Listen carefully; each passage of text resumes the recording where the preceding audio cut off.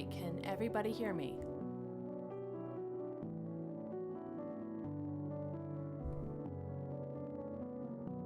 Everybody hear me okay?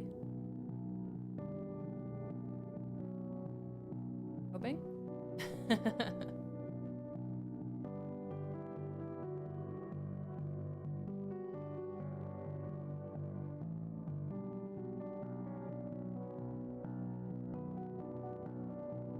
Okay, good. Thank you, Mr. Hyde. I appreciate it. There was a bit of a lag there. All right, so we're going to go ahead and get started and say hi to the chat. Thank you, everybody, for coming. Very exciting this. I said hi to a lot of you, but I'll go ahead. All right. Hi, Laura. Sandman. Hi, Richard. PA, nice to see you. Hello. Audios, sorry. Me of all people should know better. JPC, thanks for coming. Lady Spooks, thanks for coming as always. Also, I've heard. Good to see you. Good to see you. Miss Creepy Tales, thanks for coming. Your ex, thank you. Good to see you. Ah, Insidious is here. Good to see you. Ah, Astral's here. Good to see you. Oh, hi, Marie. You're here. I'm so glad to see you. All right. How about we bring our...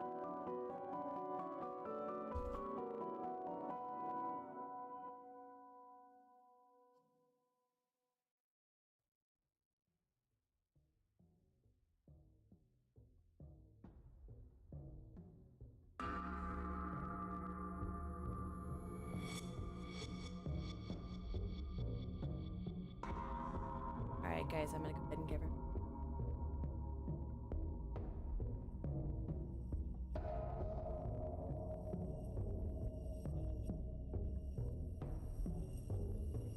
All right, can you hear me okay? Yes. Right.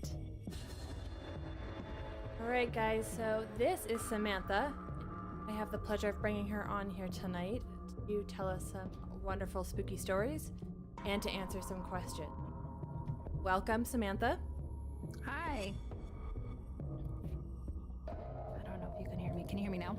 Yeah, I can hear you just fine. Can you guys hear Samantha okay? Is she too loud, too quiet? Hey, Spook You, good to see you. Hi, Wrath.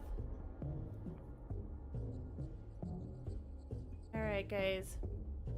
So Samantha actually is somebody that I've known for a little over a year now, and she is a psychic medium and has also become a kind of a mentor to me. So I am very thrilled to have her here, and she's just an all-around, generally wonderful human being. So I'm appreciative for her being here with me. Oh, thank you. Thank you for having me. So I thought we'd start by having you tell us a bit about yourself and who you are. Okay, so long story short, I'm a 5th generation psychic medium. The oldest story that I know about it is my great-great-grandfather ran away at the age of 14 from Spain. He was accused of witchcraft, and they gave him paperwork saying that they were gonna hang him, and he ran away. He made it to the United States. He settled in Tijeras. He met a woman, and he was the last male in our family that had intuitive or witchcraft or any type of ability that we've been seeing more prominent in all the women in our family. And I have like several cousins in Albuquerque, New Mexico, who actively read cards and do certain things. I have one who does spirit channeling. I have one who does tarot. I have one that does Reiki and chakras and energy healing. So I've come from a long line of spiritual workers, and my grandmother was very religious because she was terrified of what the rest of us were kind of involved in. You know, there was a lot of lies and deception, and we were told we were like there was like secrets held from us for a really long time, and my family was really old in Albuquerque, and there was a lot of bootlegging, and you know they owned a brothel, and it was chaotic. Like they were like the real outlaws of Albuquerque, and and so in my life, I grew up in a very weird spiritual realm where it was accepted to be able, or it was encouraged to be able to speak to the like deceased and to connect with the afterlife. So my first memory, like I was like 3 or 4, but I was at my great great grandmother's funeral, and I kind of watched her look over her body, and I nudged my mom and I was like, Nana's right there, Nana's not dead. And my mom looks over, my mom saw her too, and it's more prominent in my dad's side than my mom's side. But on my mom's side, I had a great grandmother who would do like tea leaf readings. So I got both sides. It hit hard with that psychic ability. So probably at the age of 16, I kind of really realized that I was kind of like a society weirdo. I just knew everything about everyone and I didn't like it. Yeah. Yeah. Get that. That a lot.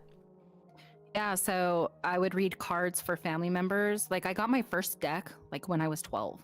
And my mom, I was always very much drawn to witchcraft, and it was just like second nature to me. I just was so intrigued by it. And when I was 16, I decided, you know what? Let me let me test a theory. Let me see what's up with this. And I read for one of my friends and her brother, and they were looking at me like, how did you know those how did you know like those details? Like what? Like you knew weird stuff that we didn't even tell you.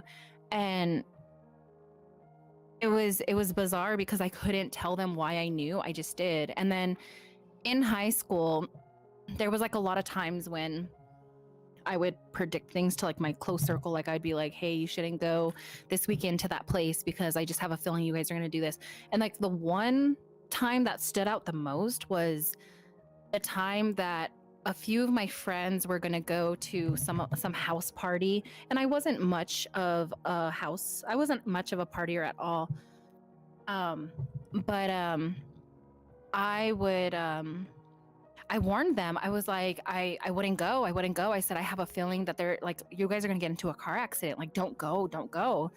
And, you know, they brushed me off because we were all so young and nobody really realized what I was. And ironically, like that weekend passed and we went back to school, and a couple of them didn't show up to school. And then the next day they were like, how did you know we were going to get into a car accident? I guess they rolled the SUV they were in, but Oh my I God. saw them doing it. And I had told them, don't go, don't go. I was like, please don't go. And I guess they lost control of the SUV and it rolled. Nobody got hurt, but the car was totaled, and, you know, a bunch of reckless teenagers, you know.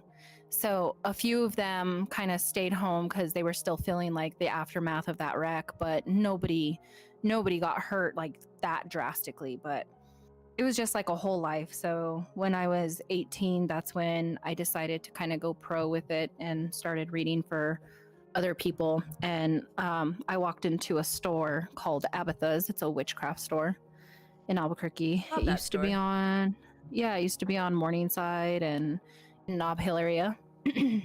And I made connection with the owner named Kathy at the time. Family owned business, been open for I think 40 years now. But she's just like, there's something about you, like you just, I don't know. She's like, I haven't seen your type of an energy in a really long time. She's like, I don't know, I can't describe it. And I was like, whatever, lady. And I left. I like this And story. then and then like I kind of was like brushed her off, went back in, got some herbs, and growing up in my family, I was being taught like herbalism and about like medicine and you know, a holistic lifestyle. But we all were very intuitive and close and tight knit. Like we all had each other's back. So I went back to the store because I was like, hey, the store has like all my needs and what I need, you know? Mm-hmm. I went back and she was like, welcome back. She's like, how are you? And she was so happy to see me. And me, all 17 years old, like, what's your problem, lady? You're so happy. What the hell? You know? Yeah, you're And like, why do you want me? yeah, like, what do you want? Get to the point. And she was like, she's like, I just have a feeling that you're very connected. She's like, I don't know. She's like, do you read cards? Like, or like, do you do stuff like that? And I was like, who's asking? Like, what? How do you know that crap? Like, how do you know what I'm into? And I was like, kind of, yeah, whatever. And she's like, you should totally come back and you should totally read me.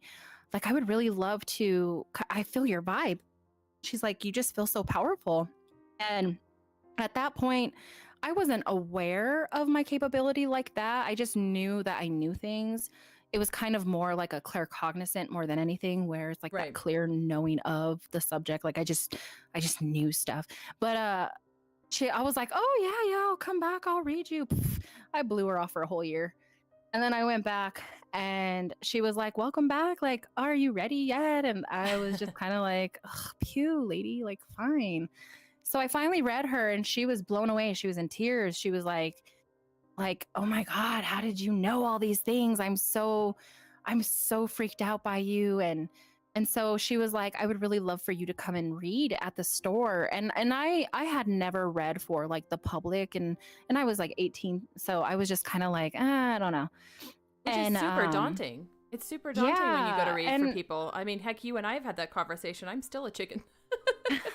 you know, if it wasn't for Kathy, like I seriously wouldn't have even thought about doing it like professional, like for other people. And then I met another woman named Helen, Mhm. and bless her heart, she was like, she made me a believer that there was other people other than my family members that were like me, because she brought up stuff like stuff no one knew. And I was like, what? How does Mhm. this lady know this? Right. And I met another, and then I went back another day and I met another woman named Bobby. And then she brought up one of my close friends that had passed away when I was 16. And I hadn't brought her up or talked about her ever. So when she brought her up, and she brought her up by name, and I was like, oh my God, because, you know, here I was used to being the one that was doing that to everyone. And here's this lady that did it to me. And I was like, Right. holy cow. So I kind of felt like how other people feel when they meet that type of an energy that just knows things. Like I was blown away. I was like, holy shit. And then I understood. I was like, oh wow, that's what this is. Like I understand it now. So one day Helen had to call in, and Bobby, she would do like dog grooming on the side. So Mm. she was at her other job. And Kathy was like, hey, like, are you busy? Are you busy today? And I was in school, so I was like, no. I was like, I'm free, because I was just kind of trying to figure out what I was gonna do like after I graduated and stuff. And I had Right. just graduated. And so she was like, you should come read. And I was like, okay, well, I'll come by. I don't know. And then I went by and she was like, you're reader on duty. I was like, what? So she What's just threw you to the happening? wolves, no big Oh, deal. she totally threw me out for the sharks to like indulge. And I'm super grateful that she did, because if she would have never did that, I would have never known how strong I could see. Like I would have never known how strong it is. I would kind of probably would have been like still lost or trying to figure it out myself. Right. Right. I And remember the so, well, first reading I had with you. I mean, it was right after I'd had surgery, and so I was already pretty vulnerable anyways. But I remember I just cried the whole thing, and I was just so like, you knew things about me that I just didn't understand, and you just, you got down to the core of what I felt and just knew it. And I was so blown away by how you knew, because the problem is with psychics, there are the ones that are fake. And when you have yeah, somebody that's like you're like, holy shit, like that's like incredible. the real raw. Yeah. I mean, it was raw. And I remember Yeah. just being so blown away by that and going home and being like, Wow. That's the hard part about like telling when people ask like, what do you do for a living? I'm like, oh, I'm a psychic. Is like all the Miss Cleos out there that's like, Right. women are so susceptible. It's like, oh, what do you want to know? And then women are like, oh my God, my love life is such a mess. And they're like, ha. It's like the bait and hook, it's been set and reel you in and tell you what you think you want to know. Right. And I think that's why like I have that rule of, if you send someone to me, like, I don't want to know anything about them, and don't tell me anything. Let me read you. Like, let me wow you. Like, that's always been like my like motto is, let me just do my job and then we'll talk. Right. Right. Because it's, because a lot of people, what they'll go off of is based off of what you tell them, or they'll read you that way. So, yeah. So that was amazing. You go in for a reading and they're like, okay, honey, what kind of reading do you want? And then women are like, oh my God, I'm financially a mess. And they're like, okay, it's because this and that. And the woman's like, oh my God, yes, how did you know? Well, you just told them. You just told them. Right. You're like, I don't understand. Well, well, you should. I think that my favorite readings though, like, cause I never really offer like a medium. I'm a medium, but like I never say like, hey, do you want to schedule a medium reading? Because what I like to do is, like, if a person comes in for a card reading, I like it to come out of nowhere, where all of a sudden this spirit is just there and they tell me things and I look at the person, I'm just like, whoa, like this is what's going on. And they're like, oh my God, how did you know? And that to me is like gratification. Like I love my job for all of the holy cows and the oh my God and all the tears. Like I have like, I should just start stocking up on tissue, man. Like, you really should. My house, people leave my house crying. I swear my neighbors probably think I'm beating people or doing something really shady. But like I constantly have people in tears, but they're not bad tears. They're just kind of like, oh, like I just turned a light on and now they can see something that they didn't see was there before. Right. Well, and the thing about spirits too, and it happens for me quite frequently too, is you can't schedule a spirit to show up. You can't just schedule those things. Like They just happen. They're not exactly. Spirits don't have their own time frame. They don't give a shit what you're doing. Girl, let me look at my schedule. Can we do Tuesday instead? 6 o'clock, 6:30. I don't know. I've got a dinner date. Right. So it never happens like that. So like this goes into like one of my first ghost stories is I think I was like 14. I think I was like 13, 14. I mean, and I have a few of them. I even had like a interaction with a skinwalker one time, and that was odd as hell. Wow. I bet you everybody would like to hear that one. Yeah, I mean, I'll do that one as soon as I tell this one, because this one was kind of like a family one, and this one was like crazy. So we lived in a 2-story house, and now I took over the house, my childhood home. My family has owned my property. Like, going back to my great-great-grandfather, when he came from Spain, he went to Tierras, and then he ended up in Albuquerque. He bought like 12th Street to 4th Street from the freeway to Lomas, and he owned that whole area.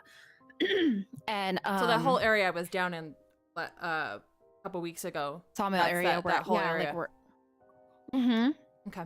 Yeah, so we owned the Painted Lady, but it wasn't the Painted Lady. It was, I mean, it was never really called the Swastika Saloon. That was just like my great uncle. There's like a lot of background to that, but it was Charlie's grocery store for a really long time. And Charlie is my great uncle. It's my great grandfather's brother. Oh, okay. And so, yeah, they all owned over here. So we owned a huge chunk of land. So where I live is still that land. Like, we still own it. Okay. And my cousin Michael, who owns Barella's Coffee House over there on 4th Street, kind of in Barella's, he owned kind of around, because he's related under Charlie. So he owned next door, and he owned the other house on the opposite end of me. So he's been selling them off, because it's kind of like it's hard to like property management. You know what I mean? Oh yeah. And so I was sitting outside, and we had a landline, and I used to love to take up the landline. I was always on the damn phone. Didn't we always? Oh man, my dad would get so mad because he'd be like, "Hey, I'm trying to get on the internet and you're on the phone. Like Oh you're my always on God, dial the up. phone." This is back to dial-up. And I'm sitting outside and we had like at the time 4 dogs. And you know how dogs are. When you're sitting down on the floor, they're all over you. Like Mm-hmm. they're sniffing you and licking you and getting in your business and everything. And I'm on the phone, I'm on the house phone, and I'm sitting towards the back porch where I let people in now for my readings. I was just sitting there hanging out. And all the dogs just scattered. And I was like, what? I just noticed it. I was like, where did the dogs go? Like, they're what? Like, they were just gone. Like, they were there a minute ago and then they just kind of all just left. And I had no idea where they went because then the yard was just super quiet. And I got this like chill feeling all the way up the back of my spine to the back of my neck. And it was just like something was like, look up. And when I looked up, now there's a building right directly in front of my house, which is my dad's, and Mm-hmm. he utilizes that building. And I walk everybody past this building. And I look up and there's this man. He's tall, he's slender, he looks almost skeletal, but almost transparent, but not. And he has really dark eyes and he just looks really sick. And he's glaring at me like a death glare. And I'm like, stuck staring at him. We are like locked eyes. And he doesn't speak with his mouth. His head tells me that his name is Mariano. And I'm like, wait, what? And then he like disappeared in front of me. And I'm like, oh my God, I dropped the phone. I freaked out. I was like, because he was legit out of my whole life, kind of like the scariest spirit I had seen, because I could see his sternum. Like I could see his chest. It was weird. That's crazy. And his face was so sunken in, almost like a walking corpse. It was odd. I had never seen a spirit like that. And usually like the spirits that I've seen in the past, it's like family spirits or other spirits or just kind of like they're not scary looking, but he freaked me out to the core. First time you see something like that, I remember the first time, it's something you're not ready for it ever. I don't think I'm still ready for it when it happens. Oh no, now I have visiting hours. It's weird. Visiting hours. I'll tell you about the visiting hours. But so we locked eyes and he gave me the name Mariano and I didn't know what to do with that information. I was just kind of like, it stuck with me and I screamed. And my dad Wow. runs out and he's like, what is your problem? What is going on? And he sees the phone that's all broken on the floor. Like this battery popped off. It wasn't broken because, you know, the old house phones, the battery would just pop off if you dropped it. Right. and he's like, what, are you screaming because you broke the phone? Like, what's wrong with you? And my mom and dad were so used to me always saying that I'm seeing stuff. Like they just got really used to that behavior. So Right. like they were like, shut up, like shh. Right. You know?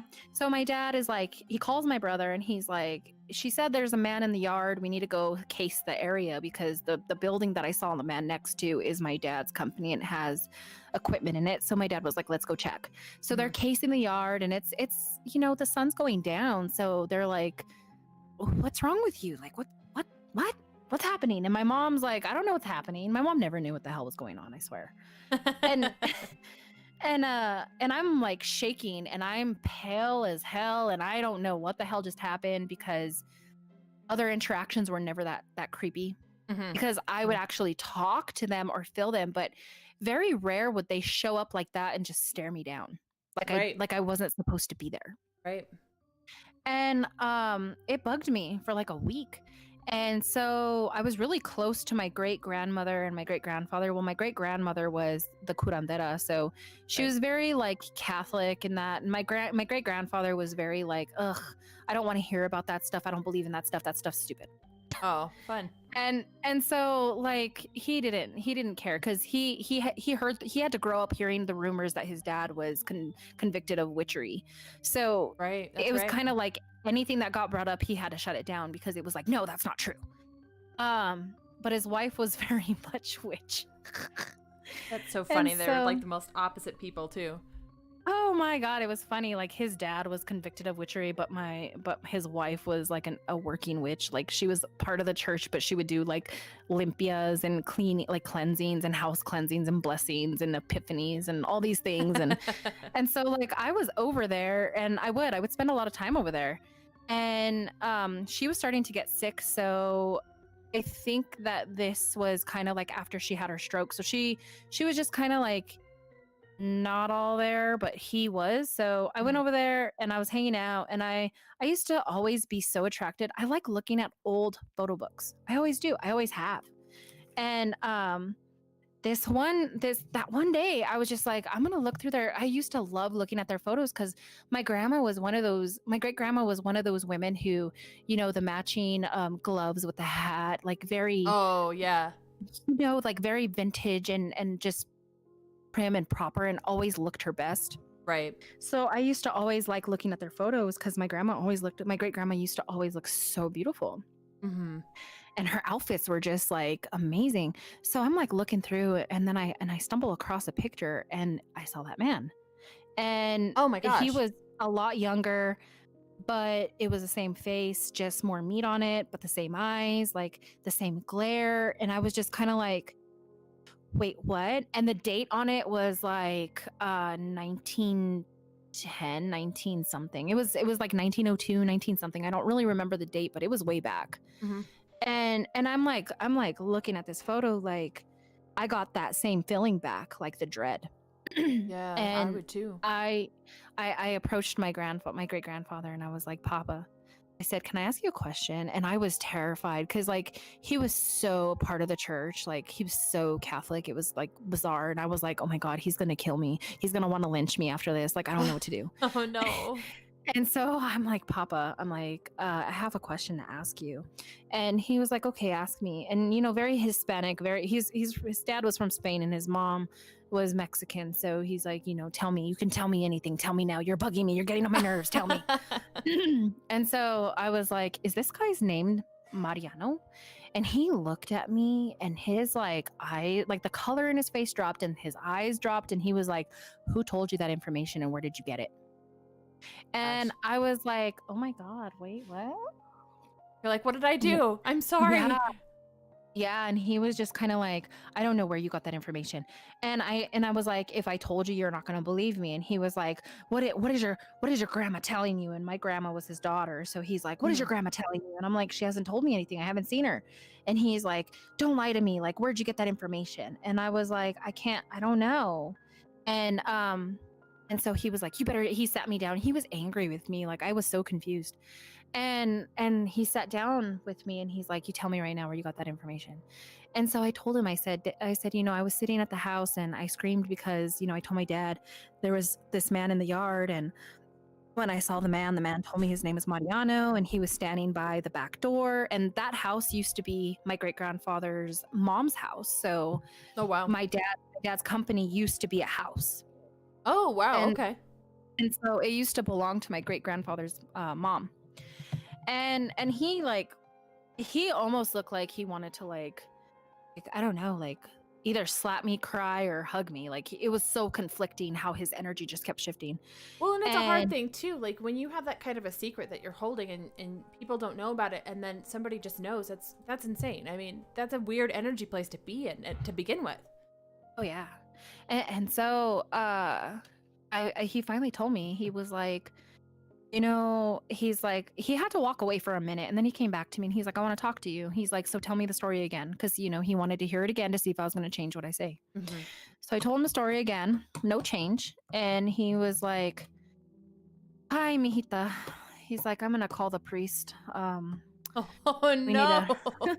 We need to get you blessed. And I was like, why? And he was like, you shouldn't be seeing dead people like that. And I was like, wait, what? You're like, but I see them all the time. I don't see what the problem is here. Yeah, well, like he didn't really know that I saw them. He knew that my great grandma was messing around with that shit, but he didn't think I was. Right. I wasn't messing around with anything. It was just who I was. And so he told me, he was like, that was my brother. He's like, my brother was named Mariano, and he lived with my mom and dad. And he got pneumonia really bad, and he died outside on the side where you said you saw him. Oh, wow. And they had me a little bit after, and they named me after him as his replacement. So your grandfather's name was Mariano? Yeah. Wow. But he went by Marvin, so I never knew his name was Mariano. Oh, okay.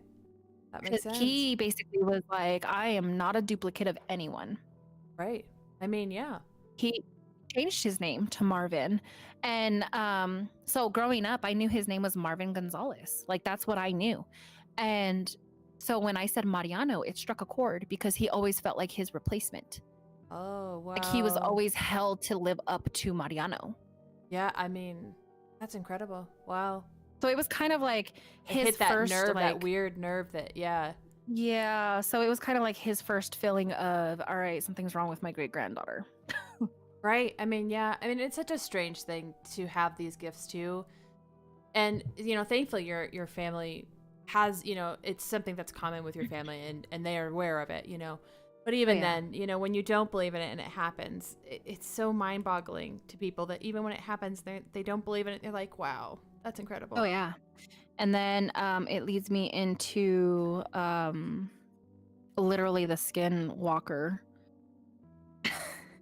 The Skinwalker one was odd as hell.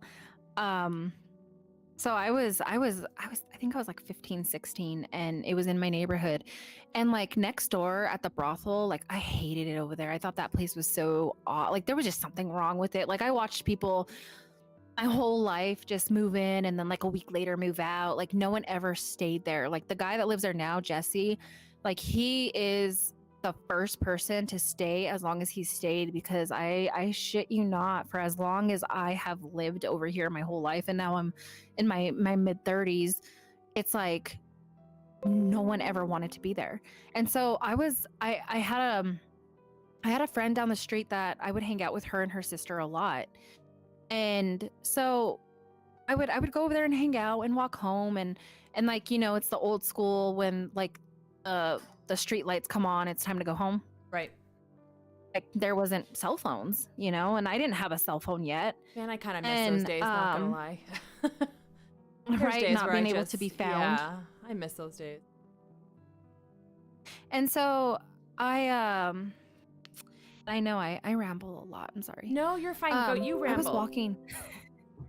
I was walking home, and I kept hearing footsteps behind me, but it sounded like they were like right behind me. But like every time I looked, there was nothing there. But it sounded like prominent, like my son calls them dinner shoes, like those dressy type shoes, like with the little slight, like the heel, like when you can hear them walking. It was like a distinguished like click clack click clack. It was weird, and it sounded like it was like right, like if it was someone just like right on the sidewalk right behind me. Yikes, that's scary. And I looked and no one was there. And then like I looked again. Yeah, and I looked again because I was like, what is that noise? And I'm walking slow at this point. I see in the distance there's like this tall shadowy figure, and he has a hat. And it's kind of like a bowler hat. Like it's just kind of like an old looking hat. Like it's just different. Kind of like a Moby Dick hat, like just different. Oh, okay. Okay. And so not a baseball hat, just kind of like more of a fancy hat. And he's tall. And I see him far away, but I'm like, oh my God, that guy is so far away. How come I can hear him? Like if he's like right behind me, because I watched him for a minute, and the way the noise I could hear was like consistent with the way he was moving. Wow. So I was like, that's odd. So I moved faster, and then I looked back, and he was close, like closer, like if I turned around and he bolted to get to another point, like it was weird. And wow. And then like a street light was coming up, and I watched, and he walked around so the street light wouldn't hit him. Huh. It was weird. That's interesting. Yeah, like the street light was on the floor, and he kind of went towards in the shadow, but you could see it like from the distance. You can see his shadow like moving around the light and going back into the shadow. Like he didn't want to walk through the light. Wow. It's weird. It is weird. And so I was getting that feeling like something was like, bitch, run. Get out of here. Yeah, just run. What are you doing? Run. And I looked back, and he was like way closer, and I freaked out, and I was like, oh my God, this person's gonna like either kidnap me or murder me or what. So I'm like, I'm gonna run. And then I looked back, and he was gone, and there was a cat in the middle of the road, and the cat's eyes flashed at me, and the cat was actually chasing me, and I ran home. Nope. I would have noped out of there in half a Yeah. heartbeat. But no, we're And done the cat, like it was weird. It was like the cat was in the middle of the road. It was like a pure black cat, but the cat had black eyes. And when I looked at that, the cat's like eyes reflected, and the cat hissed at me. And then I ran, and then the cat like was actually like running behind me, and I was like maybe 50 feet from my door. here. So I bolted, and I got to my door, and I slammed it. You know, my dad's on the couch. He's like, "What the hell's wrong with you?" Yeah. What are you And doing? I'm like, yeah. And like, it was weird. That night I could hear like animals barking. Like I just kept hearing stuff out my window. Like if it was kind of like hovering around my house, waiting for me to go outside. Animals know. They do. They truly do. Yeah. That's crazy. Yeah. They were going crazy, but like, I don't know where that thing went, and like I just felt it. I felt like it was trying to attach to me or like connect to me. It was weird. Wow. It was really weird. So everybody who's in the chat, I have a Ouija story too. Do you? Well, I'm actually gonna bounce to the Ghost Adventures one. So everybody in the chat, I swear I'm not ignoring you.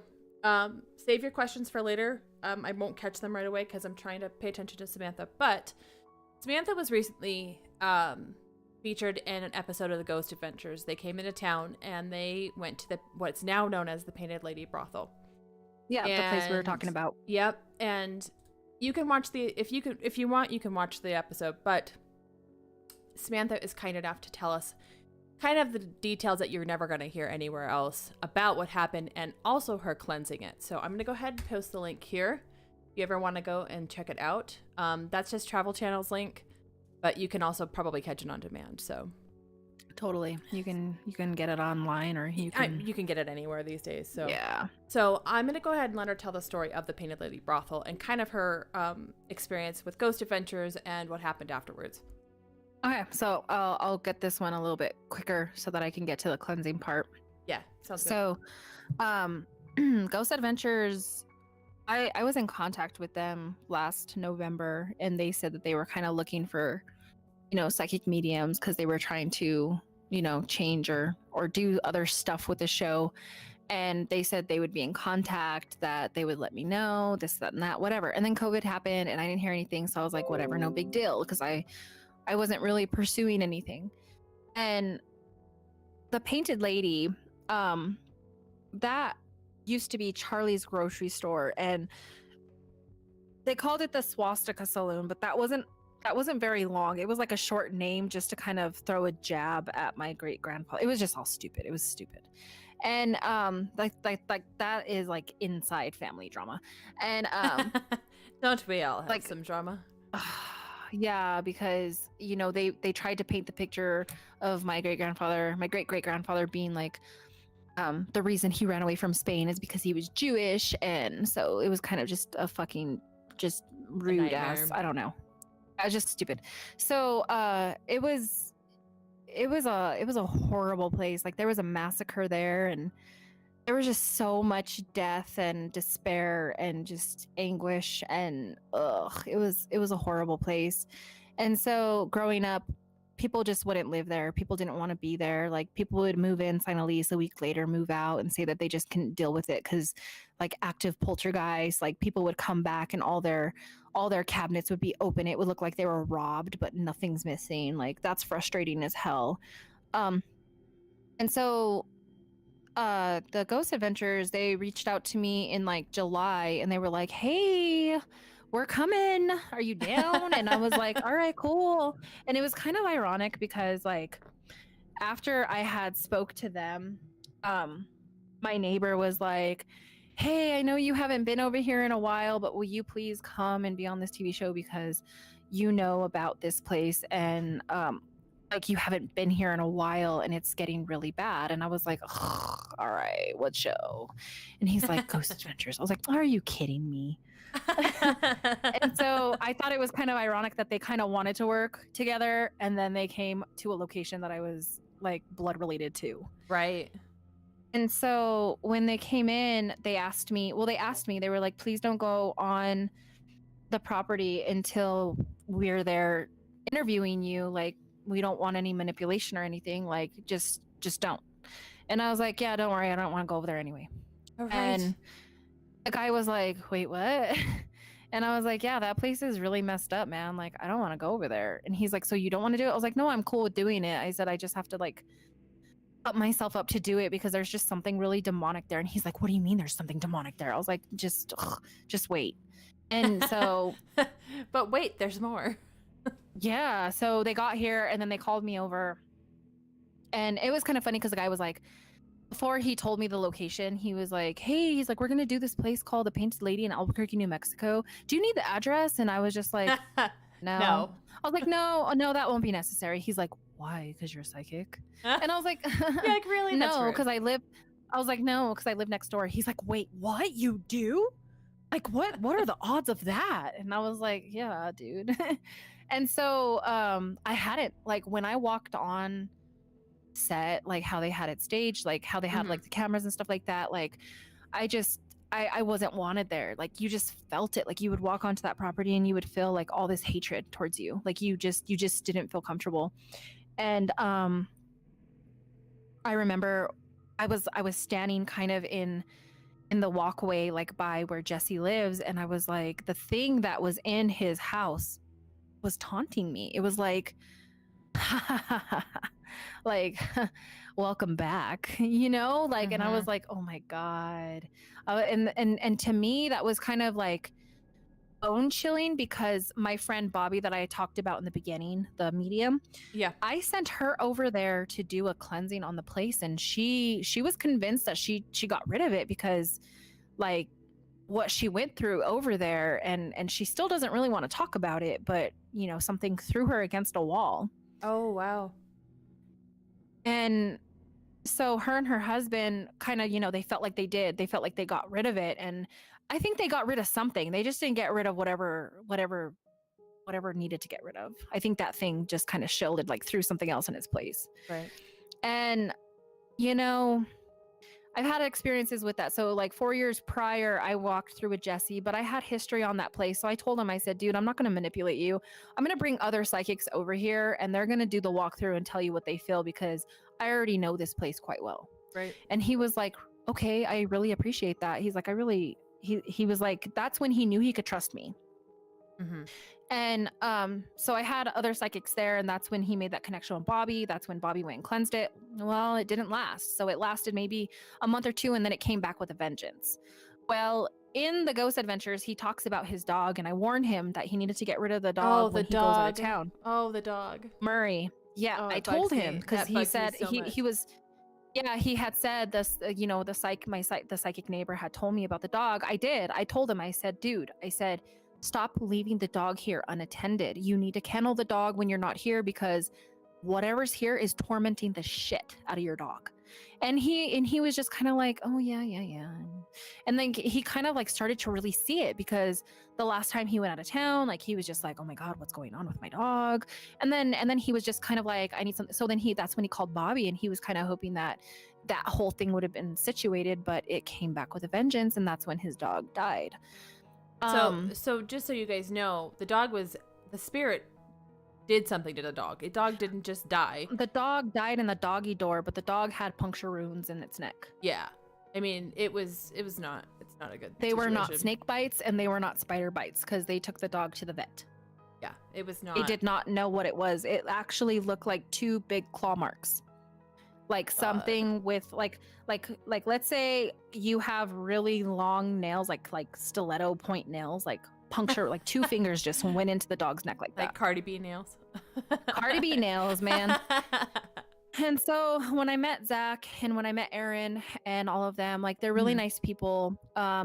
They really don't try to provoke spirits. I mean, I feel like they try to get readings on their meter, so of course they're going to try to taunt, but in all actuality, like they're really nice people. And so I'm like waiting for the interview to happen, and we walk through and I'm just like, dude. And so there's like a point in the show where it shows Zach talking to me from the door. And that's because like he was in the room with us and I was standing in front of the room where I could feel like that. I could feel like that entity, like that presence. And he was like standing there, and he felt it. He was like, something is in, like, he just got like the heebie-jeebies really bad. He's like, I gotta get out of this room. So he talked to me like from the exit, like the door, That was because he Zach? just, yeah, like he just didn't feel comfortable in that place. Like he was just like, you can tell he was like super genuinely like uneasy towards it. And here I am all, this is the room, and there's the bean, like, you know. And You're so like, it's we terrible walk. here. Oh yeah. So I walk into the room because he asked me, he's like, will you walk into that room? I was like, yeah. And this part isn't put on, but like I was in that room and I was like, it keeps telling me to bring the Ouija board. And they were like, what are you talking about? Like the owner doesn't do that stuff. Like he's not into this mystical stuff like you. Like, no, like he doesn't, I don't think he has that. And this is Jesse, And right? yeah, and Jesse? so Okay.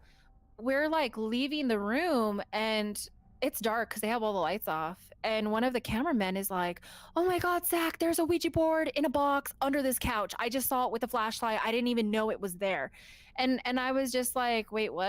I was like, there's a Ouija. I was like, it makes sense because this thing keeps telling me, haha, bring the Ouija board. I want my friends over, you know? Oh, yeah.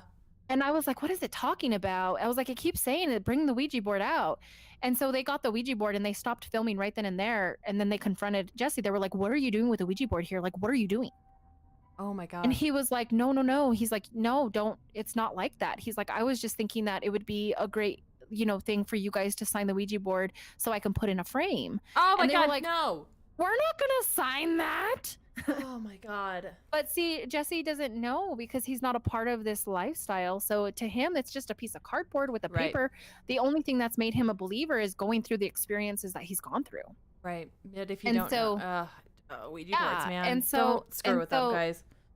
that spirit just kept telling me oh, like the way she did it. And I'm like thinking, who's he talking about? Who's he talking about? So my psychic brain goes straight to the last memory I had of my cousin Christina living in that apartment. I'm like, mother.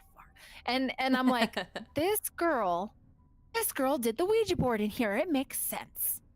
Oh, And you know, I shit. come from a spiritual family. So what I Right. think, what I think went down is Christine was like, I'm tired of my stuff being moved. I'm tired of the doors being open and unlocked and weird. So she probably took a Ouija board and she tried to connect with whatever was there and then left it there. Like she never closed it. So Oh, whatever was yeah. there left like this weird portal there because it just walking on the property, walking in Jesse's house, like just being there, you feel like there's all these eyes on you and they don't want you there. It's weird. Yeah, It's like a Ouija ghost boards. I no, not okay. Mm-hmm. And so we did that, and then it got worse. Like the thing was provoked. It was really taunting Jesse. It was like really making him struggle. So he contacted me like a week after Ghost Adventures, and he was like, I don't know what else to do. Like Bobby cleansed the place, but it didn't work, and I'm kind of like not really knowing what I should be doing. He's like, is there any way like you could do it? Like, do you know how to do this? Like, can you do it? He's like, I need help. He's like, I don't know what else. He was so defeated. And it felt to me like he was about to like either burn down the place or sell it. Like he sounded horrible. So I said, let's schedule a time and I'll come over.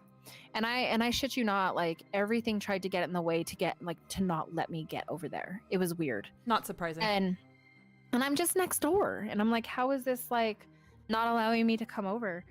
So I finally get over there and I took two of my friends, my best friend Crystal and my best friend Ramona. They went with me over there because number one, I carry this huge antique tote. And I was like, I'm gonna need assistance. Right. Because it's 1, 2, 3, 4, 5, like 5 apartments. So yeah, so this actual building, guys, is like it's like a long row of apartments. It's not just like a house, it's a bunch of apartments in a row. Yeah, so he has someone who lives on the end where the grocery store used to be, and then there's like a laundry room and like a linens room, and then there's another apartment, and then another apartment, and then Jesse's apartment. So there are just 2 that he rents out, 1 he lives in, 1 that the other person who kind of helps him, I think, keep on the property lives there too, and then there's a laundry room that's big enough to be an apartment too. Like there's a whole facility. And so I'm like, I'm not just gonna cleanse your space. I'm gonna have to do the whole building. Yeah. And he's like, and he straight up told me, he's like, look, he's like, I want you to get rid of this entity or whatever this thing is that's sucking the life out of me. He's like, he's like, I don't mind the good spirits here. Like they don't bother. And I told him, I was like, no. I said, don't even worry. I said, the good spirits won't go away because I'm not trying to remove everything. I said, I'm just trying to remove the whatever's trying to harm you. Right. And so I went from one side, and I'm telling you, as soon as I got there, they were just revealing themselves. Like I saw a woman there. She kind of walked through. She was kind of anticipating, waiting for me to help. She wanted to help.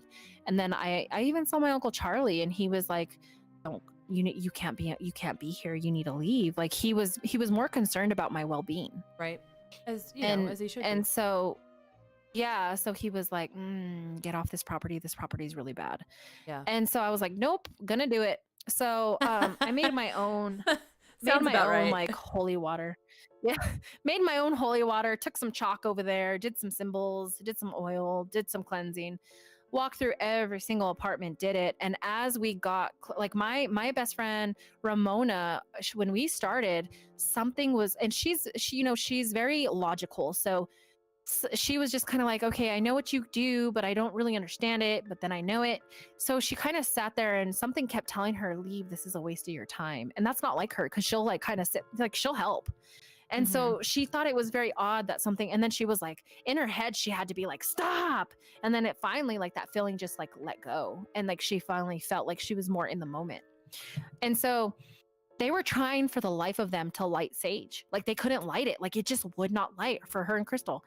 And like, as soon as I got like close to Jesse's, as soon as I started cleansing Jesse's, like sage just lit, and it just like, it was like someone smoked a cigarette and like sucked it all dry. It was bizarre. That's weird. Yeah. And when we went into the room, I had to trap this thing. So I told Jesse, I said, do you still have that Ouija board? And he was like, yeah. And I was like, you need to open it up because I'm going to use it. And he was like, wait, what? And I was like, no. I was like, don't worry. I was like, we're not going to play the Ouija board. I said, I need to trap whatever's there. Whatever was brought out from the Ouija board needs to go back in the Ouija board. So I had to move fast. So I went through each room, and I finally got to his office. And I was like, give me your name. Give me your name. If you want me to open this Ouija board, then you better give me your name. And it was terrified. Like this thing that was scaring all these people was terrified of little old me. I was like, this is kind of odd, because I wasn't terrified of it. I was like, it's bow down, right? Right. And so I did, like, it gave me its name. I wrote it on the Ouija board. I put my symbol on top. I broke it in half, and I said, go throw this in the fire right now. So they started a fire, they threw it in, and then I gave them all kinds of stuff to like burn. And now like that, we aired that show. We filmed the show in August. And so this was at the end of August. And now we're mid-December. He hasn't had a problem since. That's great. So and you said he's gained some weight now too, huh? Oh yeah, like he looks like he's a tall, slender man, but he was looking very skeletal. And you know, that's what hauntings does. Like when things try to possess you, like they mess with you. But now he like has color in his skin again. Like he looks happy. Like he's so motivated. He has all these things going on. He's planning all these things. And he tells me like every so often, I'm like, how are everything over there? And he's like, everything's great. Like, thank you. And that's so good. That entity was horrible. I had never, ever felt something so evil in my life. Yeah, I mean, even like when evil. I drove past it the other day, there's still that residual, like, you know, it's not there, but you can still feel it off of it. There's spirits there, but it's a creepy place. It's almost just like a, I don't even know how to describe it. What I felt was basically not stagnant, but it's just a settled, like everything. It's almost like a dome that's over it. Yeah, it's weird. It's weird. So if you guys want to check this out, totally. I'll post this again in the chat here. Again, you can check out the Ghost Adventures one. You can see all about it and see what Samantha did on that one. for the Painted Totally. Lady. So yeah, go check it out. Sure. And mods, if you get a chance, this might be a little bit difficult. I didn't necessarily put her stuff in the comments below, but if you guys can start finding her links, I would really appreciate it. Instagram is probably fine. TikTok if you can find it. All right. Do you have any other stories you want to tell us? I mean, I know, I know that you've there's got a a lot of ton. questions. I'm sure people have questions. I've been ignoring the chat, to be honest with you. Well, let's get on the chat. All right, guys. So we'll come over to the chat. I've seen a lot come up. I saw Miss Creepy Tales. I did write this one down, and I think you have answered this before. But can you do online readings or readings basically across the world? Oh yeah, I've done New Zealand, I've done Scotland, I've done Mexico. I do like FaceTime, or I do off Instagram video, or I do Zoom. I have Zoom. And now that I've introduced you to Discord, Discord is great. I talk to pretty much everybody on there. Mhm. It works out really great. So yeah, if you guys want to hit up Samantha and get readings from a distance, I know some of you are very far away. We can definitely hook you up with that, and I can give you her information if you are interested. So what questions do you guys have? I've kind of, again, been ignoring the chat, so let's see what we've got here.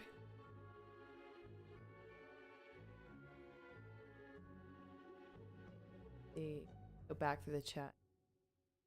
A lot of random conversation here.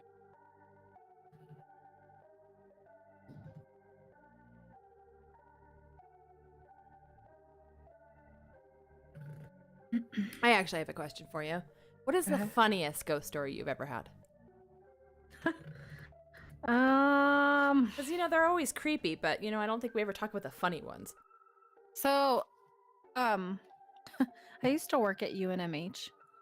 Oh, did you? And I worked graveyards. And there was like this one elevator that just would tweak out. But it was weird because like every time the elevator would open up, like there was this old man laughing. Like he was getting a kick out of making the tech team think that the elevator was twacked out. So this was a spirit? This was a spirit. Oh my god. It was a male spirit in a hospital gown going up and down the elevator in the middle of the night, making the elevator kind of go like random, like if there was like some, and every time the elevator door would open, he would open and close it, and he would be laughing. And I would always be like, so like I knew he was a ghost after the fact that I went over there and tried to be like, sir, where do you belong? And he disappeared. Coco, that must be your ghost with a sense of humor. That's so funny. It's like little old men, they get bored. Even in the afterlife, they're bored. He was like totally like, he was totally like trying to stir up some crap, you know? That's so funny. Yeah, typical. You know, that doesn't even kind of surprise me. Let's see here. Richard asks, one question. When you found out about your gift, who encouraged you? And I think we might have answered this in the beginning, but we can maybe do a short answer now. My mom. Your mom? My mom. My mom noticed when we would go to like the bookstores that she would always find me at the witchcraft. And me too. And so like I would tell her stuff, and my mom's very intuitive too, and she's an emotional empath, and so like she knew I was being genuine. Like she knew that I was actually seeing things, like she felt it. And so she would always encourage me to kind of just like listen to myself and stay true to that. Yeah. I think being true to yourself is the most important. Yeah. All right. So Sean asks, have you ever talked to a celebrity ghost or spirit? You know, ironically, I haven't really mentioned it, but but yeah, like there's been several incidences that I've had. So it's kind of ironic. Like I was It was kind of like a couple weeks ago, honestly. And I don't Really? even know if it's like legit or what because I have no connection to these people. Right. But I was seeing that like this a show called Selena was coming on Netflix. Oh yeah. And right away I connected and she was telling me why she got shot. Selena was? Yeah. What? Yeah, I had a Oh my weird god. interaction with her, and she said that when she went over there to confront her, she told her she wanted all the documents, all the paperwork, she needed taxes, she needed all these things, and that Yolanda like kind of spazzed out and was started yelling at her, and she basically told her that I'm gonna have to fire you and I'm gonna just have to find someone else to run the fan club and I can't have you working for me anymore. And she was like, and I'm just gonna leave it like that. And when she was leaving, as soon as she turned around, she got shot. Oh my god. Wow. And I didn't really know. I mean, I knew about Selena because growing up it was she's a staple, but The big like deal I here never too. really knew. I only knew like what Jennifer Lopez did with her. I love that movie. Yeah, and so like when I saw that this new show was coming out, like it was weird and I was like, is this her spirit or who is this? Like it was weird. It felt like very intense where she was kind of like I never died. Like I'm not gone. Wow. I mean, Because she's truly, not. she's not though. She's not. Yeah. Yeah. All right. Astro So Betty that was like asks. that was the That's the only only one. experience That's a really cool one though. it's weird. I you Because know, I don't know if it's like legit because it was kind of like random, you know? yeah. I mean, they always are. All right. Astral Betty asks, have you ever had sleep paralysis or astral projected? Oh my god, yes. So um So astral projection for me has been a scary roller coaster. Um there's been a few times when I go somewhere and it's really hard for me to come back. Really? Yeah, so I go to weird places. I went to this one place where there was a purple moon and there was a hole in the wall. Like there was a hole like not on the wall but like on the floor and all these people were walking down this hole and then like there was something in the distance. It was a bright light and it was coming at me, but then I started to kind of like I had this feeling that if I didn't get back soon, I was gonna die. That's probably what it was too. That's intense. Yeah, That's it was. intense. Oh yeah, I ended up painting that. You know what? I think I saw that. I think I did see that painting. God, how Yeah, long it was a ago was purple that moon. now? That was like last year. That's what I thought. Yeah. Mm-hmm. Ominous Audios wants to know, what kind of things do you do with your gift and what are your limits? I don't really feel like I have limits because everything everything I know, it's been downloaded. So like for instance, one day I was just kind of like, I'm tired. I'm gonna go take a nap. And I woke up and I knew everything about palmistry. Like things like that have happened my whole life where Whoa.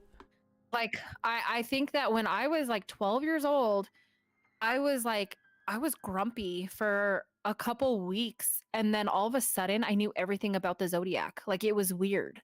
Wow. And then I was fine. It was like weird shifts, like it just happened. So if anyone's ever been to my house, they know that I'm not big on like how-to books. I'm not. Mm-mm. I don't really waste my time. I like herb books, but that's about it. I own a bunch of herb books and that's all. I don't own anything else. And so a lot of my stuff has just like developed on its own where it's almost like my brain just keeps unlocking different areas and I just keep learning new things without having to read up on it. It's weird. And I that's wish I been kind had. of like my whole life. I wish I had that problem. You can do that. You just I have to know. learn how to let go. I know. You give me she gives me hell all the time that I need to learn to let go, and I really am more powerful than I give myself credit for. And one of these days, I swear to you guys, I will get there. I am trying. All right.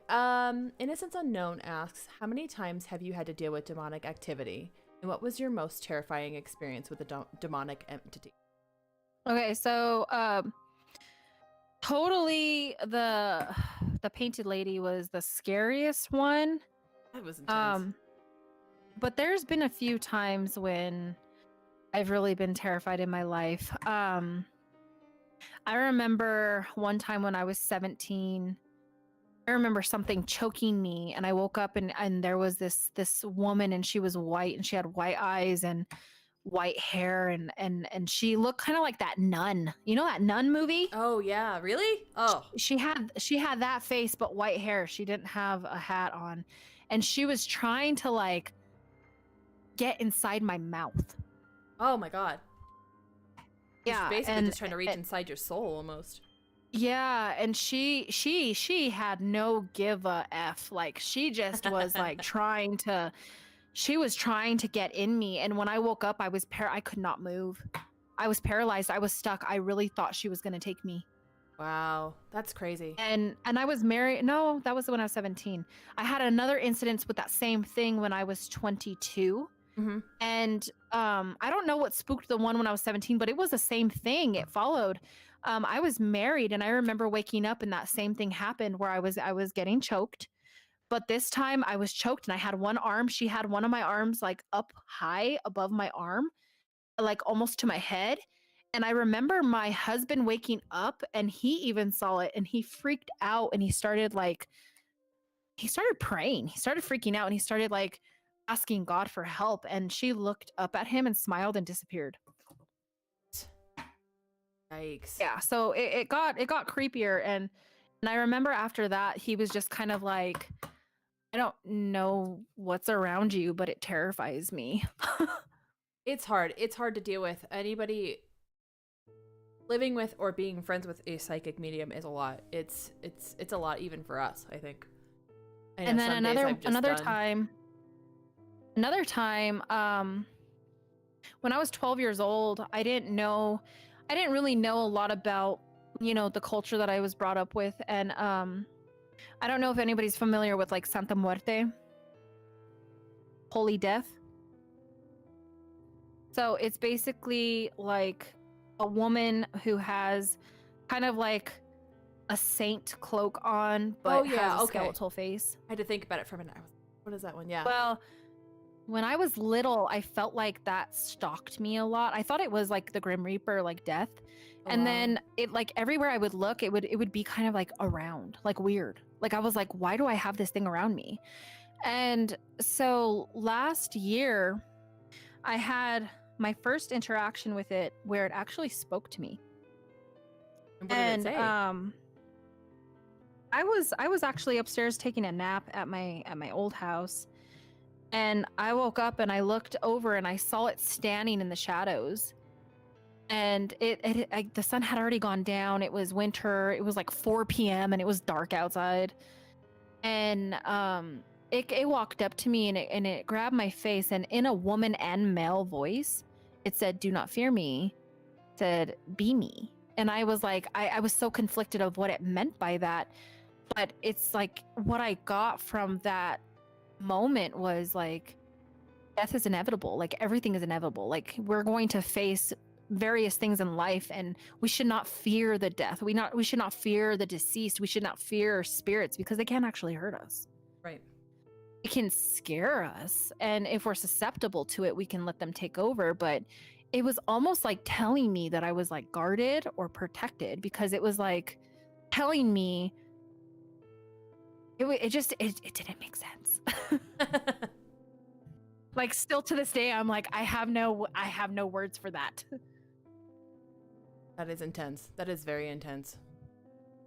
And yeah. Yeah. And they send stuff within us that we don't even know too, which is crazy. Yeah. Bird asks, have you had anything that's attached to you leave you? Wait. That it was attached to you leave or start harassing people you know? Or have you ever had anything attached to you? I think that thing that I just talked about answers Yeah. that. Other than that, has anything else happened though? No. No. No, because like spirits come and go, but I don't really allow anything to stay. Right. I don't know, being guarded. I Alright. don't know how I do it. I just block things off, you know? Yeah, you are I'm more on the emotional side, which is kind of a bitch and very hard. And I have a very hard time with things getting in too much versus blocking them down. Whereas you, that is the one thing that I actually admire is you can block it down, and I don't know how. It's crazy.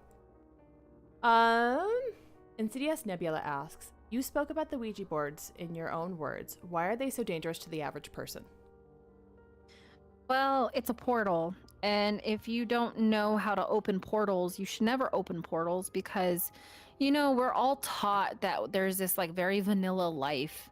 And, if you're watching like NASA and all these things that are happening, they're kind of revealing that they've lied to you your whole life. And, spirits are really real. And just getting onto something that can create a portal for you and a spirit to talk can allow anything to come and talk through, because it's almost like an anonymous call where you don't know who the other caller is. So yeah.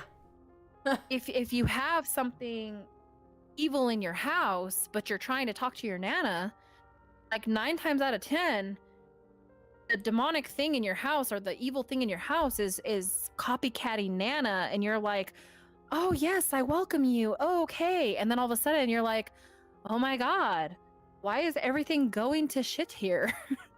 Right? Yeah. So it's hard to believe. Like if you don't have a professional there or a medium there doing a session with you, or a psychic doing a session with you, then you can be deceived and you can open a portal that you will not know how to shut. Yeah, definitely. Or opening portals or not knowing what you're doing is how people get in a lot of trouble. For sure. Mm-hmm. All right.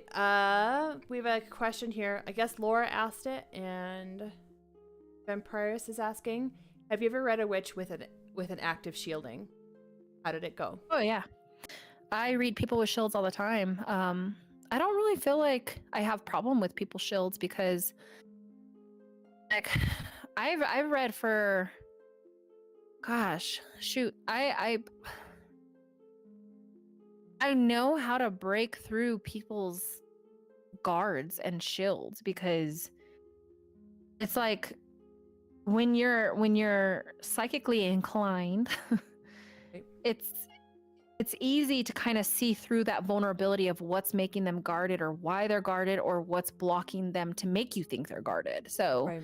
There has been several times when I've met actual witches and I'm just like, hey, if you just improve this one thing, then your divination's on point. And they're like, oh my God, how did you know?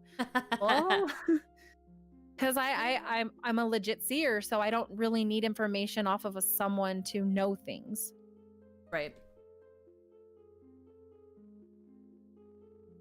All right, guys. Do we have any more questions for Samantha? I have a story for you, actually. I've been promising I would tell this story, and I actually think this is the perfect time. So we live, I don't remember what year it was anymore. It was way a long time ago. There was a Santa Fe prison riot. It was one of the most brutal prison riots in the history. I want to go there. I do too. It was one of the most brutal prison riots in, I think, U.S. history, actually. Mm-hmm. And I was driving down the road one day, and I, out of absolutely nowhere, felt like I had been hit on the back of the head with a brick. And I had absolutely no idea why. And it hurt so bad I literally had to pull over. I thought I was looking for blood, because I really had thought, oh God, I've been shot. Something's happened. I don't know. And like I'm looking around, none of my car windows are broken out. Like nothing's wrong. And my head is just absolutely pounding. So I get back to work and I tell my mom, and I'm like, I don't know if I feel really good. And then out of nowhere it stops. So, all right. Okay. I sit there for a minute, kind of just stunned, go back to work. That night, I had just moved back in with my mom, and I had just gone through a terrible breakup. My son was very little. He was, I think, maybe 3 years old. And a spirit from the prison riot was there, and he wanted to attach my son. He wanted my son. He was trying to use my son to get to me. And I remember screaming at the top of my lungs to make him leave, and he was so strong. And then he showed me how he had died and had been beaten and he'd been hit in the head. And it was one of the craziest experiences. And I remember holding my son so tight and just trying to push with all of my energy to get him to go away. And he finally did leave us alone. But I remember that talking to him psychically and yelling at him, and he was just, I want your son. I want your son. You need to help me or I'm taking your son. And it was such a crazy experience that to this day, it still rocks me to my core, because I don't want an encounter with this man ever again. He struck a nerve with me that just will forever haunt me. And it's something I have a hard time talking about, but I think honestly it's therapeutic to kind of talk about it now. But having those experiences of actually feeling the pain of how somebody died is intense. I felt somebody being stabbed. I've personally felt people suffocating, drowning. And that is intense. All right. Looks like we have more questions. That's intense as hell. As you're talking about it, I could feel all of your emotion. See, that's where being an Kill emotional... it with fire. Yeah, that's where being an emotional sucks, because I can always feel everything. And so Samantha's done a series on TikTok, which I actually find very interesting, about like the 6 different Claires, and is it the 6 different empaths? Yeah, there's 6 Claires and 6 empaths. Well, there's more, but those are the ones that I know of. Actually, you know what? Do you want to list them out now? If you want me to. Yeah, go ahead. I find it really interesting, and I'm sure the chat would too. Go ahead and list them out. Okay, so... So there's clairvoyance. So that's kind of like a clear sight. So it's someone who is kind of like a third eye seer. So they just kind of have images or flashes, like they just know things like past, present, future. They can. Clairvoyance is people who also, kind of are the aura seers. So they can look at a person and kind of like be like, oh, I see a color with them. And then clairaudience is kind of like hearing things. So it kind of happens when you're like home alone and you have like, you hear your name being called and you're like, hello, but nobody's there. Like that's clairaudience. It's kind of hearing into something that you're not sure of. So it's information with their mind, but sometimes it can be with your ears. So it's kind of like a telepathic information also. So you can look at someone and just kind of know what they're going to say or what they're going to feel. Mm-hmm. And then there's claircognizance, and that's kind of like the clear knowing of situations. These people are very logical, but they're also intuitive. So they're very much left brain sided people. Most people are right side. This also, let me see. Okay, so I did clairvoyance, clairaudience, claircognizance. Sorry, I put you on the spot. No, it's fine. There's clairsentience, so it's kind of like the feeling. So this is kind of the same as empaths. It's just you feel everything. You feel very sensitive towards energy and people around you. So you touch a picture and you kind of know the real deal with it, or you kind of touch somebody's belongings and you kind of know what they're going through. Then there's clairgustance, and this is like the taste. So mediums usually use this, and sometimes mediums will describe kind of like, oh, well, your mom used to make this apple pie and I could taste it. Like they just kind of know. That's interesting. Yeah. I can't do that one. And then, you know what? That's a weird one. It's very, it's very rare. It's not common at all. That's a weird one. It takes a skilled medium to do the clairgustance, because each clair is a psychic energy. So clairvoyance is a psychic energy, clairaudience is a psychic energy. So like where we're at is clairalience. It's like a smell, like you can smell a perfume, or you kind of feel like, oh my god, I just smelled my Nana's perfume. I can randomly. Yeah, so that one's also rare. So 5 and 6 are usually rare clairs that people don't usually have all the time, but 1 through 4 are kind of common, because there's like this scale of you can be like narcissistic, or you can be empathetic, or you can be a clair. Mm-hmm. And then like the 6 empaths is emotional empathy. This is like the most common one, and it's picking up the emotions of others around you.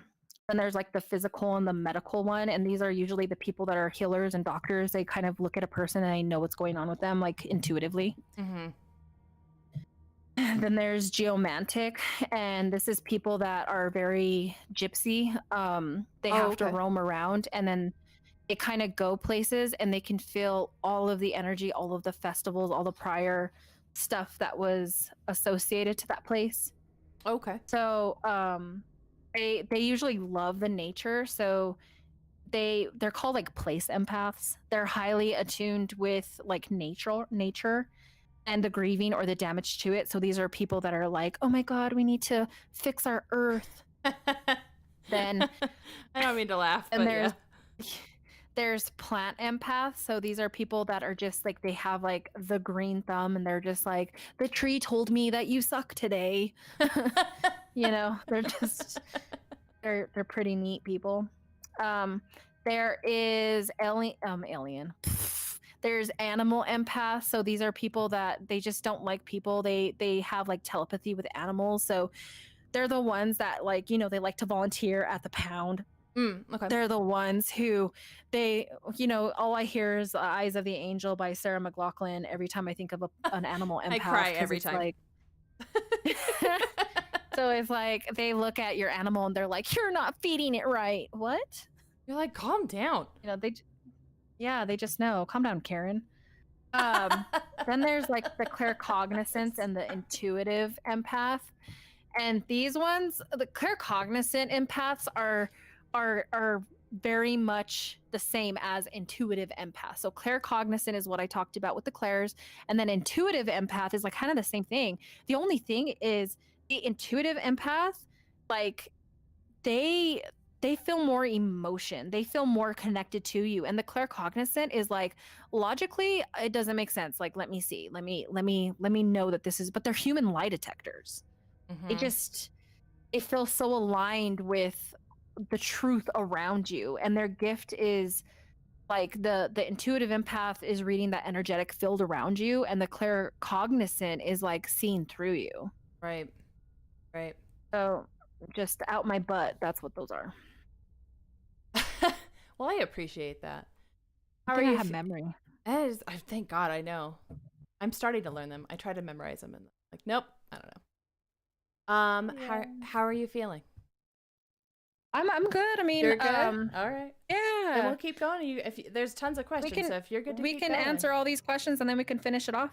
Sounds good to me. Okay, let's see. So everyone needs to get the rest of their questions in, because after these questions we're gonna unplug. Yeah. T asks, Samantha, how can you tell if someone is an empath or something else based on their energy? What other type of energies are there? So I think we've answered those, but you read auras, correct?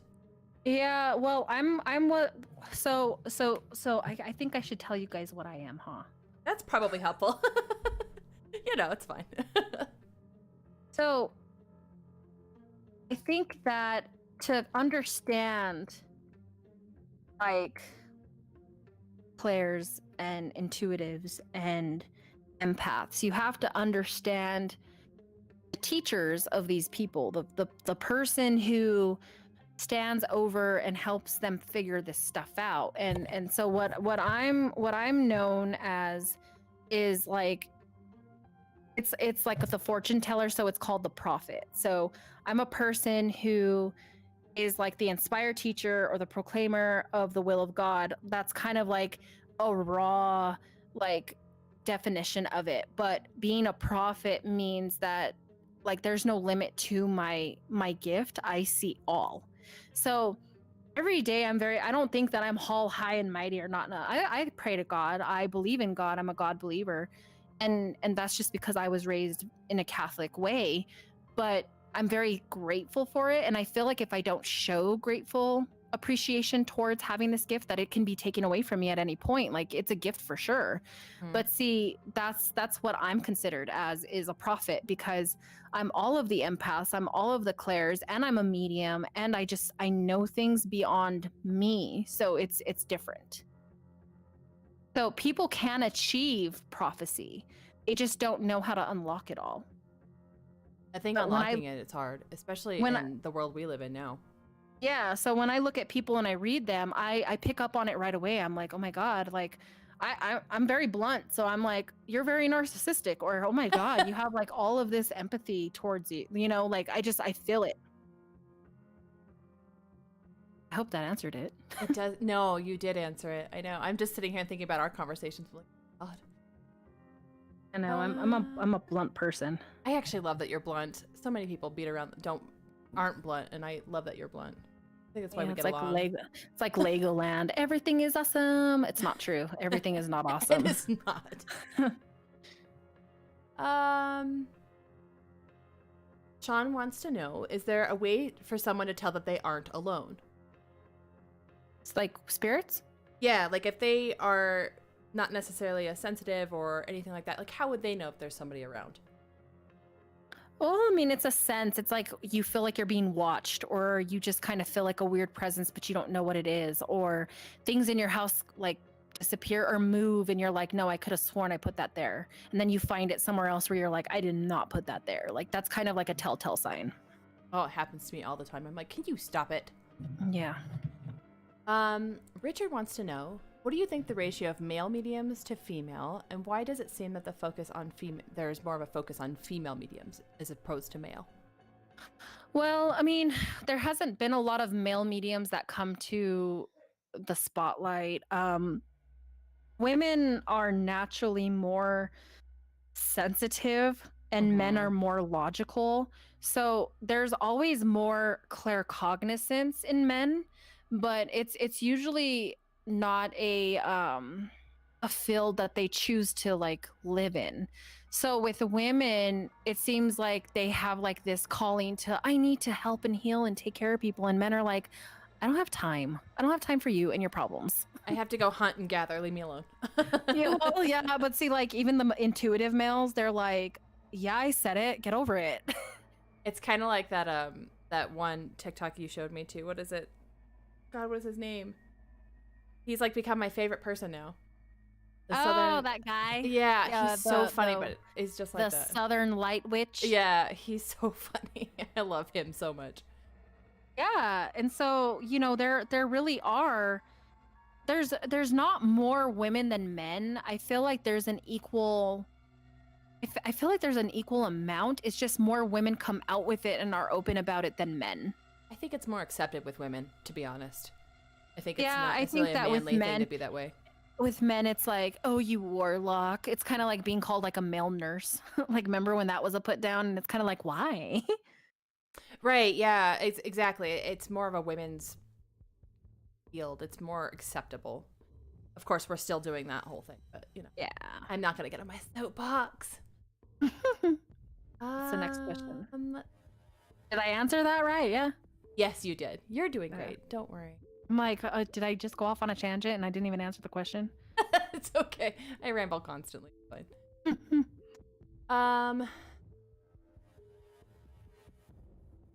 So T is asking, so can someone hone their skills if they felt they might have them, or does empath not come to everyone? Well, I mean, yeah. I think that if you're wanting to develop it, you need to first recognize what you have and then investigating that. So if you read up on the 6 clairs, or if you read up on the 6 empaths, and you start kind of like recognizing what gifts you do have, because I know on Pinterest there's like, you can look on like, oh, the 6 clairs, and it talks about each one in depth of like, here are signs that you're a claircognizant. And once you find that out, like, yeah, totally develop it, because once you have a name for your psychic energy, then you can research how to fix it and how to cure it and how to develop it.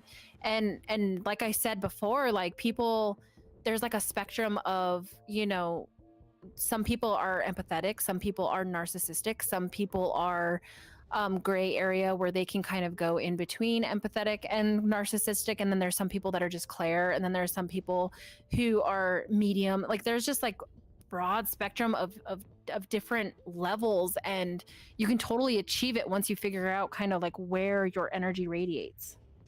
finding a good mentor helps too. Finding a good, I almost want to call it like a home base. Like when I went into Abathas, I felt like I was home, and when I Yeah. met you, like I felt like, oh, okay, this is a safe person to stick with.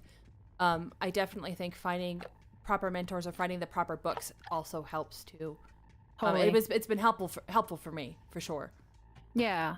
Like to each their own. If you're like looking into books and stuff, I just suggest finding out what energy you have by reading about the gifts that like the telltale signs of each player and each empath and kind of like being like, all right, I do that, I do that, I do that. Okay, no, I don't do that. So no, it's not that. And kind of like, jotting it off and then learning more about that gift and starting like a self-awareness journal where you kind of start teaching yourself your own way, because I feel like when you teach yourself rather than read it from other people, then you kind of learn a little bit more in depth in what your energy and what your soul is like wanting or seeking. Right.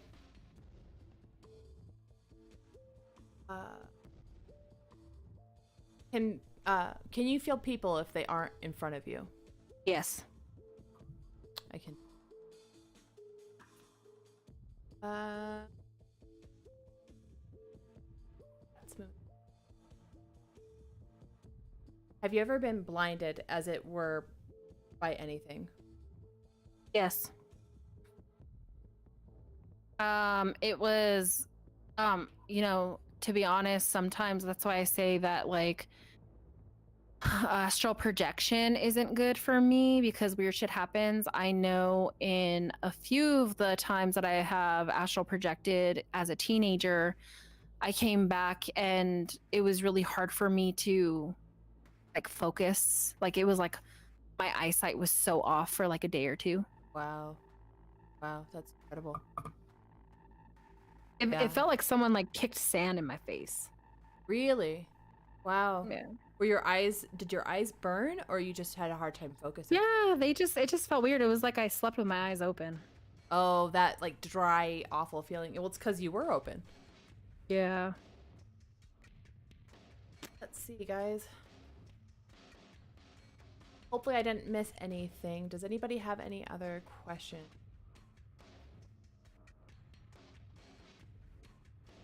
Do you have anything more that you want to add? Anything personally?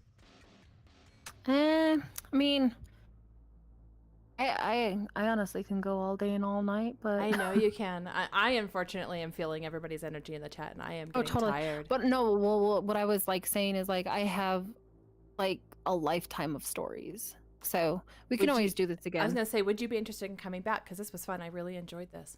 Yeah, we could always do it again.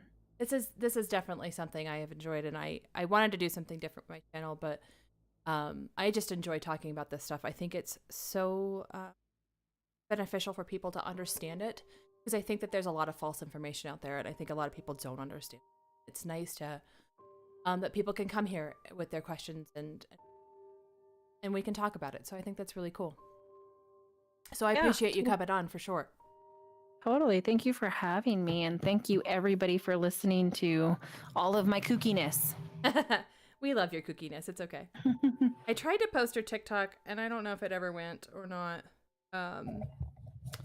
You know what I'll do? If you guys are following me on Twitter, I will post it to Twitter. I'm gonna go ahead and give you her Instagram though, and I think that will link over to it. Links over to your TikTok, correct? It should. It totally should. Yeah, it should. And she also posts her TikToks to Instagram too, which is nice. So yeah, so Samantha's also on Facebook. If you want to go ahead, you can go ahead and plug all your stuff. Where do I plug it in? I can't even find the chat. You can just talk it out, and I'll post your links. Okay. So, if you go to Instagram, it's sacred.moon, SAKRID, period, MOON. If you type in the search browser of Facebook, all you do is SAKRID space MOON. I spelled it off so nobody would steal it. That was smart though. Yeah, because everybody has like sacred SAC. You know what I mean? RED or sacred. I can't even spell right now. It's like end of day, right? Right. But like I was like, I'm gonna spell mine so wrong that it's like easy to find and nobody could take it. Yeah. So I've posted her Instagram in there, and I also posted her Facebook. If you guys are interested in getting a reading, you can contact her through Instagram, correct? You can Instagram Messenger, yeah, Facebook Messenger, yeah. I would just have you just book in with me and see what we'd want to do from there. And then once I figure out if I'm gonna open up a store or whatnot, I'll give you all that information. Okay, yeah. And if you guys want to get in touch with her and you're having a hard time finding her, just message me, and I'm happy to link you over to her. So Definitely. We could do this again and talk more. For sure. Yeah, I've really enjoyed this. So thank you. You're welcome. And I appreciate everybody for coming to the stream. This has been great. And I think we're gonna go ahead and wrap it up. But so yeah, we'll do this again, and I am looking forward to it. Awesome.